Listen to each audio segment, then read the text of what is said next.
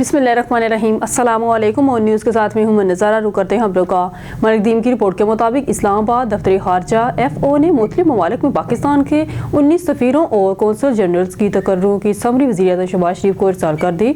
ज़राए ने निजी न्यूज़ को बताया है कि वज़ीर-ए-आज़म वज़ारत खारजा की सिफारिश पर समरी की मंजूरी देंगे। रही हयात कुरैशी, जो इस वक्त सेक्रेटरी बोर्ड ऑफ इन्वेस्टमेंट के तौर पर खिदमत अंजाम दे रहे हैं, को ब्रसेल्स में सफ़ीर के लिए सिफारिश की गई है, जो यूरोपीय यूनियन के हेड क्वार्टर की नशिस्त पर भी हैं। मलिक दीन की रिपोर्ट के मुताबिक काबीना ने बरूर मुल्क तमाम तजारती मिशंस को बंद करने का फैसला किया जिनकी कारकर्दगी तसल्ली बख्श नहीं है। सिर्फ मुल्क की बरामदात बढ़ाने की मिशन को बरकरार रखा जाएगा। इन मिशंस को मजबूत बनाया जाएगा और इनकी कारकर्दगी का जायजा लेने के लिए थर्ड पार्टी सर्वे कराया जाएगा। सर्वे हर 2 साल बाद दोबारा किया जाएगा। सर्वे का जायजा 28 फरवरी 2025 तक काबीना के सामने पेश करने की हिदायत जारी की गई।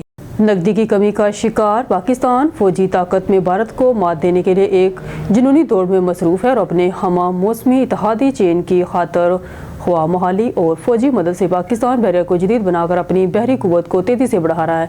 ताहम पाकिस्तानी बहरिया को जदीद बनाने का इस्लामाबाद का पुरजोश मनसूबा बारी कीमत अदा कर रहा है, जिसकी कीमत मुल्क की गिरती हुई मौशियत अदा कर रही है, क्योंकि पाकिस्तान बज़ाहिर चीन के बचाए गए कर्जों के जाल में फंस गया है। ग्वादर बंदरगाह की कतार ये एक खुला राज है कि चीन ने पाकिस्तान में स्ट्रेटजिक ग्वादर बंदरगाह में बहुत ज़्यादा सरमायाकारी की है, जो कि चीन पाकिस्तान इक़्तिसादी राहदारी का एक अहम नुक्ता है। बीजिंग ग्वादर बंदरगाह का मुकम्मल कंट्रोल चाहता है, एक ऐसा मुतालबा जिसने हाल ही में इत्तेहादियों को एक दूसरे से मुतसादम कर दिया। जब इस्लामाबाद ने ऐलान किया कि स्ट्रेटजिक बंदरगाह सिर्फ पाकिस्तान की है और इसे गैर मुल्की इदारे के हवाले नहीं किया जाएगा। न्यूज़ स्टूडियो से फिर वक्त के लिए इतना ही। मज़ीद न्यूज़ और अपडेट के लिए देखते रहिए ON न्यूज़।